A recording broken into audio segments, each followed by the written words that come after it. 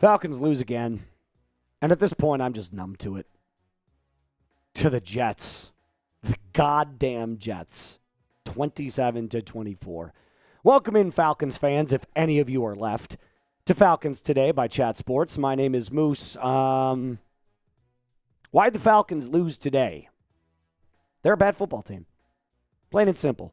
If you can't handle the tanking Jets, something needs to change. I don't know what Arthur Blank is waiting for. I don't know what Terry Fontenot is waiting for. I don't know what Rich McKay does in his free time whatsoever. But it cannot be as excruciating as watching this team play football.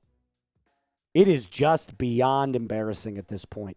Raheem Morris, kick his ass to the curb. Marquise Williams, special teams coordinator, you've sucked all year. Kick his ass to the curb. Send him to Dubai. Send him to Saudi Arabia. Anywhere but Atlanta. Anywhere but the state of Georgia. I don't know what else to say. 10 points today were given up on special teams alone. Jamal Agnew, bench him. He sucks. Not only did he muff a punt, he can't move the ball forward on a return. Oh, Moose, it was raining. It was raining for the Jets too, and they found a way to win. And they suck. I honestly would not blame you if you're a Falcons fan if you picked another team. I wouldn't. I can't because I'm a fan. But for the love of Christ, I would not blame you because what other team in the NFL besides the Tennessee Titans loses game as frequently and as embarrassingly as the Atlanta Falcons do? I'll wait. I don't think you can. So if you had to give me a one-word feeling right now as a Falcons fan, let me know. What is it?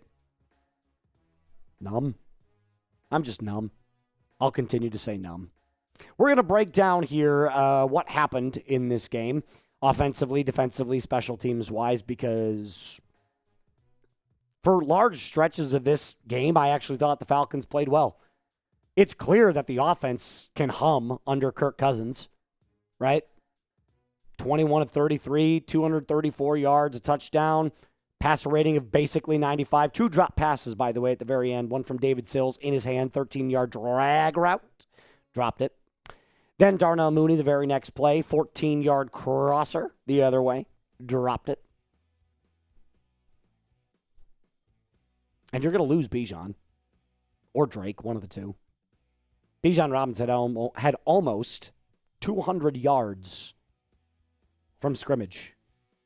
Almost 200 yards from scrimmage. And you can't find ways to win with that? Hell, even Kyle fucking Pitts played his best game this entire football season. Played with heart, played with energy, played with passion, found open spaces, ran hard, caught the ball.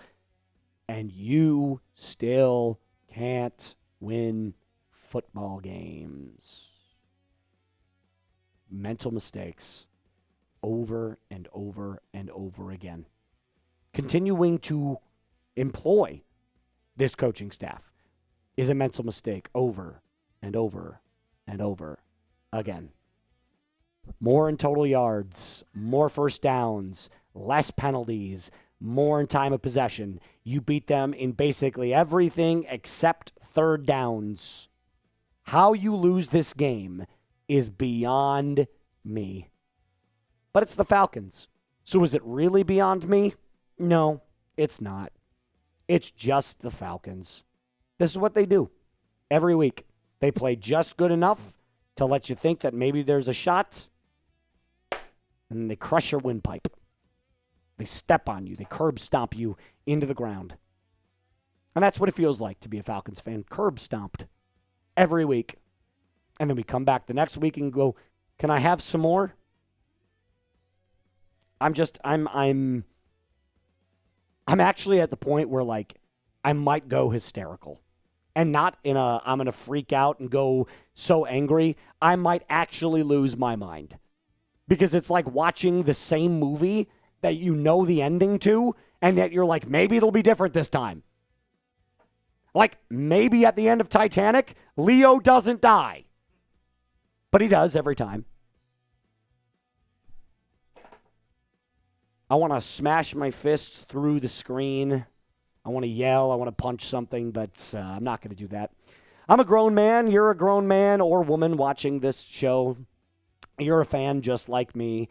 And until Terry Fontenot, Arthur Blank, and Rich McKay decide that they're going to make a change, nothing will change. This is just going to be the state of the Falcons until something else changes. And it's also why you subscribe, by the way. Wall-to-wall coverage every single day, 365 days a year. Videos like this when the Falcons lose, because that's seemingly all we do now. Also, Falcons wins as seldom as they come. But make sure you hit that subscribe button today. Before we continue on with what I saw from the defense, I got to let you know about this amazing deal going on. This could be the last time you ever get a Bijan Robinson jersey because he might be wearing a different one next year. So if you were going to do it, get over $40 off with code CYBER60 at chatsports.com/Bijan jersey. We, by the way, are at a point now where we're 3 weeks away from the Christmas season. So if you wanted to gift someone in your life, someone special, the gift of a Bijan Robinson jersey, make sure you do it with this code that I'm going to put in the comments and description of today's video. Chatsports.com/Bijan jersey. The defense wasn't great, but it wasn't awful. I mean, at points it was awful, right? Those last couple of drives, letting Tyrod Taylor scramble into the end zone.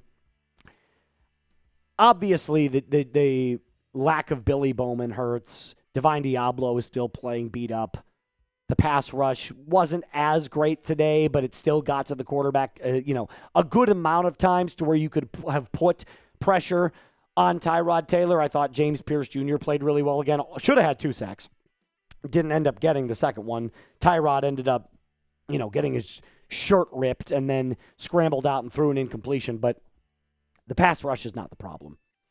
Hell, the defensive line, for the most part, is no longer the problem. Even the secondary, Mike Hughes got fucking torched today. Fell down, Moose, he slipped. Well, yes, but he also had no inside leverage, so it would have been a massive gain anyway because Mike Hughes is old. Mike Hughes is past his prime. Mike Hughes is not a starting outside corner. Can we agree on that? Put D. Alford over there. Hell, put Kobe Bryant out there. Please do it. But they won't. They won't. I mean, there's really nothing else to say. The Falcons are a bad football team. They're a bad franchise. They are inept. They are a travesty. You had Bill Belichick that wanted to coach this team, and you chose Raheem Morris, a guy with no successful track record as a coach outside of being with Sean McVay. And he wasn't even a coach. He was a coordinator. So I guess that technically qualifies under a coach, but it's Raheem Morris. It's the Falcons. The one bright side to all of this is that now the season is officially over and you can pretty much focus on the rest of the entire offseason. Gear up for the draft, gear up for the coaching carousel because there's no shot in hell Raheem Morris stays. There's no shot in hell Zach Robinson stays. There's no shot in hell Kirk Cousins is on this team next year, although, like I said, I thought he played well today. There's just no shot. And you will lose Bijan or Drake London if you're not careful. You're this close. One of them is going to request a trade. I can feel it in my bones. And honestly, wouldn't you? Put yourself in those shoes. Wouldn't you? I don't really have anything else for you. Just that. Appreciate everybody that stopped by today and hung out with me. I'm going to go stab my eyes out, I think. That sounds like a better thing to do than watching the Falcons play football. As always, rise up and be cool.